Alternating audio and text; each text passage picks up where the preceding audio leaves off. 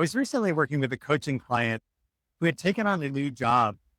He was formerly a regional manager in the restaurant space, and he took on an executive position in a very different sort of company.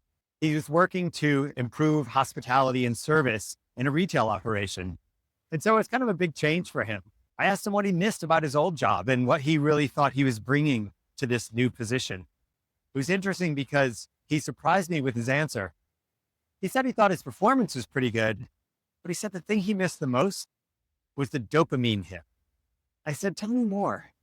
He said, what I really miss is solving problems for customers. And it was one of those things that he got a lot of joy from. And now that he was in more of an executive position, it was his employees who were solving those problems. So he wasn't getting that direct dopamine hit. We discussed ways for him to find that energy by working with his employees, since he was no longer having day-to-day interaction with customers.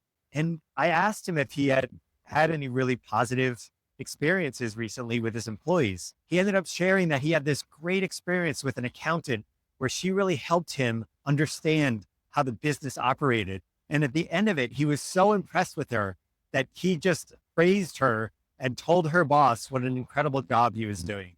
His takeaway from this is that dopamine hit was about relationships, and he needed to do a better job forging relationships with his team since he had lost relationships with his customers in his new job. I just thought that was such a brilliant way for him to have this realization just by really thinking through what he was missing in his old job and how he could succeed better in his new job. So when you have a new role or a new position or a new situation, what do you do to make sure that you maintain the joy from your old position? This person really inspired me. So I just thought I wanted to share that with you because we all are in these positions from time to time.